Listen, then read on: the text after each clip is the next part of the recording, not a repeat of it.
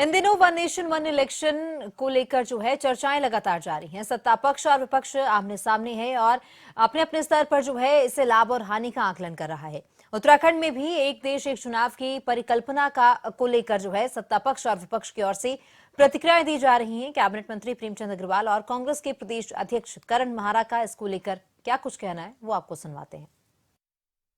माननीय प्रधानमंत्री आदरणीय मोदी साहब इस प्रकार से नवाचार के नाते जाने जाते हैं और नवाचार इन्हीं का आवश्यकता भी लगती है। जिस प्रकार से एक देश एक चुनाव यदि होगा तो निश्चित रूप से पूरे देश भर में एक रूपता भी कहीं आएगी और साथ में जो चुनावी खर्चे हैं, साथ में जो आचार संहिताओं की जो समस्याएं हैं, विकास कार्य जो प्रभावित होते हैं, तो मैं समझता हूँ ये अति आवश्यक है। 1967 से पहले से एक रूपता थी।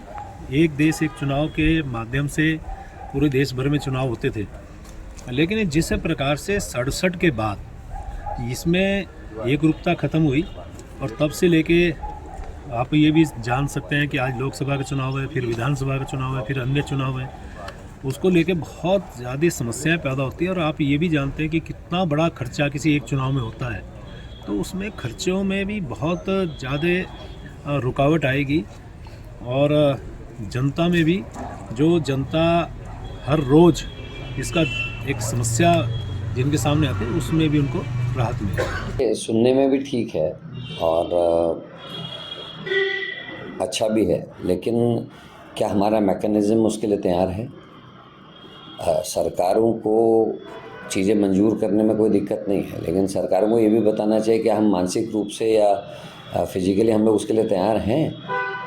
उत्तराखंड राज्य का उदाहरण लीजिए, यहाँ हरिद्वार में पंचायत चुनाव अलग होता है, बाकी प्रदेश में अलग होता है। हम एक पंचायत के चुनाव को एक नहीं कर पा रहे, हम छात्र संघ के चुनाव नहीं करा पा रहे, हम कोऑपरेटिव के चुनाव डिक्लेयर करने के बाद उनको पीछे कर रहे हैं। निकाय और पंचायतों का आप देख ही रहे हो हाल। तो ये व्यवहारिक दिक्कतें हैं और एक बहुत बड़ी मैन पावर चाहिए इलेक्शंस को कराने के लिए, एक साथ कराने के लिए। उसके लिए हम तैयार नहीं। और जहाँ हरियाणा अभी चुनाव हुआ है, दिल्ली अगले महीने मेरे ख्याल से फरवरी में चुनाव है और केंद्र में 29 में चुनाव है। क्या ऐसी तैयारी है? क्या एमपी के चुनाव दोबारा कराएंगे या हरियाणा और दिल्ली के चुनाव दोबारा 29 में करा देंगे? क्या ये पॉसिबल है कानूनी रूप से? ये सब चीज़ें देखने की आवश्यकता है और मेरे ख्याल से स्टेप वाइज इसमें आगे बढ़ना चाहिए।